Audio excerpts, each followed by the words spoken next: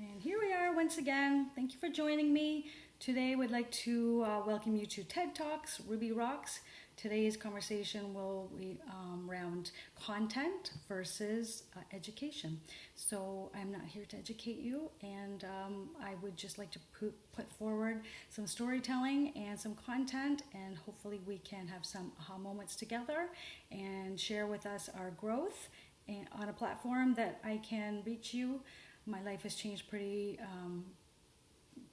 dramatically in the last, and it's always changing actually. So here I am in an empty house, so I can put my energy forward and using my inspiration to share with you in some content, some experiences that I've had myself and I've shared, and together when we can share it, some really good stuff happens. So today we want to talk about content in a storytelling so that we can go within and realize that we've got some stuff going on that we need to pay attention to, and the subtleties are something that we really overlook as a dowser, and using like the dowsing tools and having to prepare and to spend some time doing my brain state so that I can be there and to be a neutral witness to that. You're reaching into a field of information that's there. And again, the Ruby Vision is my take on how we can practice within ourselves a way to see things different without, within that spectrum. It's really limited. So let's play outside the lines. Let's color outside the lines. Let's do like, the Nike swish and put that paintbrush, preferably in that ruby red, which is my favorite. Use your own color. I'm not going to tell you what to do. Ruby red's my color, and I really like to work from the ground up for that in a practical way. It is spiritual, and we'll talk about that. So the aha moments when we have that, when our scalp tingles, and we were getting this like response, and the hairs on our arms stand up. And if someone else is saying something and that response happens to us, that's a visceral response. Physically, we are reacting to something that's been said.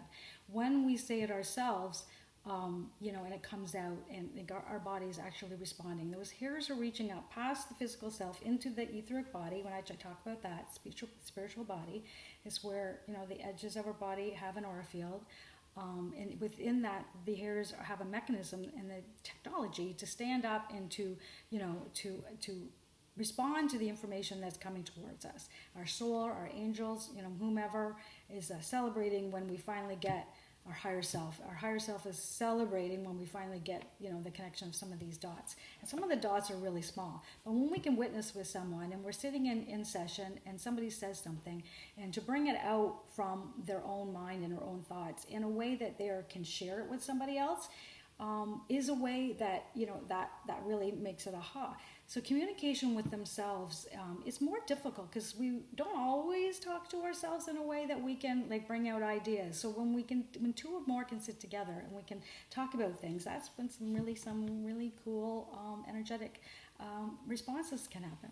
So having that, I've had visceral, when I haven't said anything and I'm hearing, I'm like, oh, I'll share with somebody, and if I say something and it's truth, it's soul truth, it's higher self saying, okay, you got something.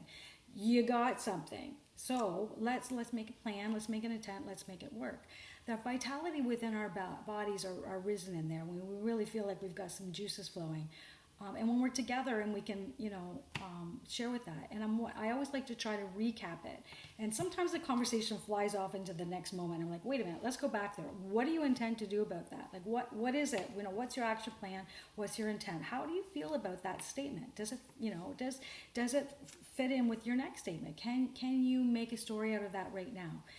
Sometimes there is like a big story that comes out of it, and other times, it's just a certain trigger. So we're being triggered, and our higher self is saying so.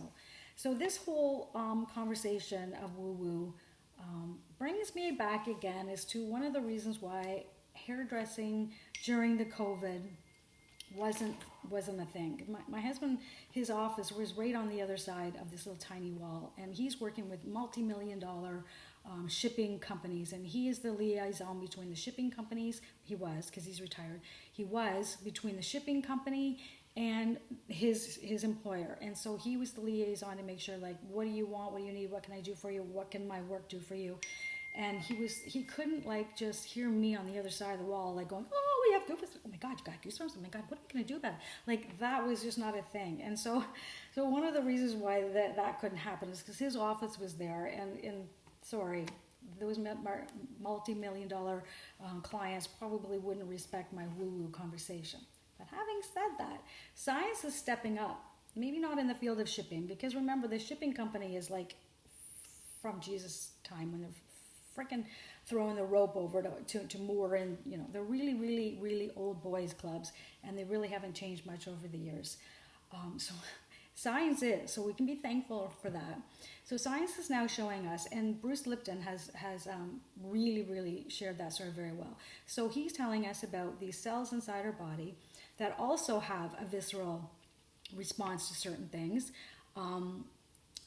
Maybe I wouldn't say visceral, but they're having a physical response to the cell and the membrane, and there's these proteins on top of the cells, and these are called self-aware cells. So if our cells are self-aware, then shouldn't we be self-aware? Like, in a micro level, our cells are responding into the field, into the information field, into the field of possibilities.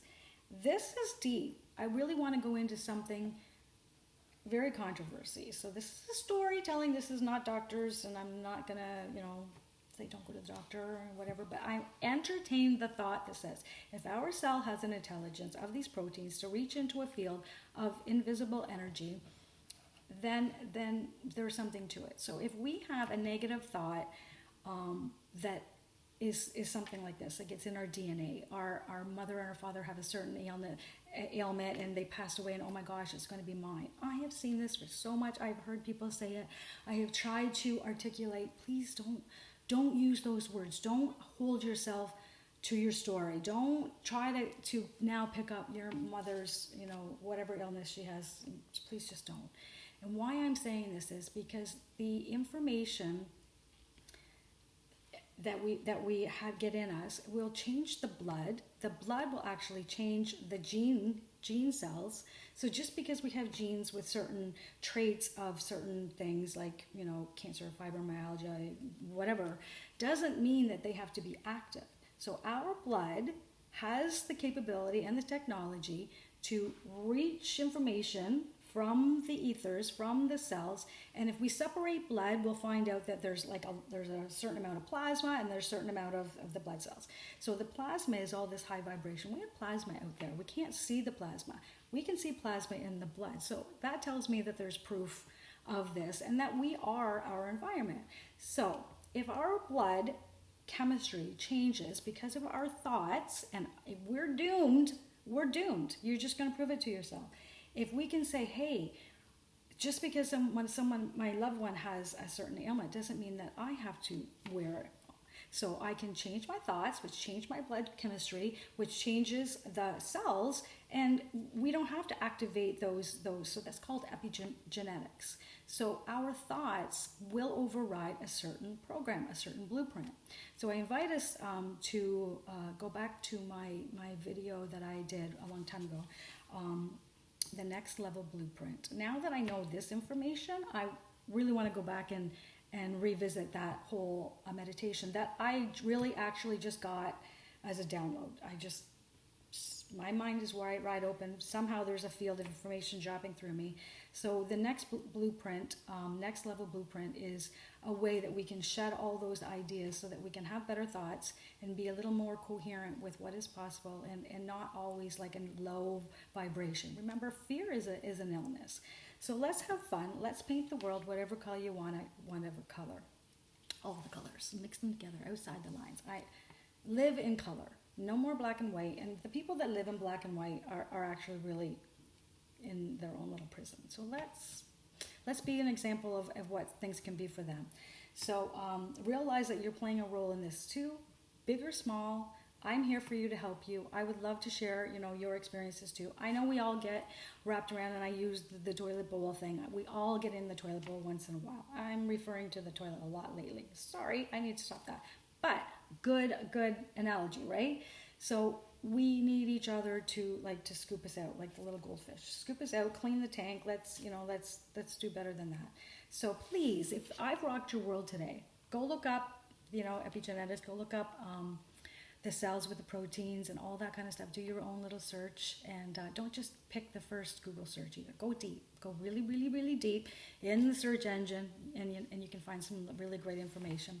And find through your research tags that support that, and another thing, and find and the opposing supports. That way you can make your own decision, because I'm not always right on things. I actually really like this information, and I hope I'm right, because our thoughts can change our inner world and our outer world, and science is helping us with this. So it's not just fringe, it's not just woo-woo, it's something that we can do together, and I'm hoping that I'm stepping up for us so that we can both speak our truth and connect on ways and levels that we just really need in this time. We really need it.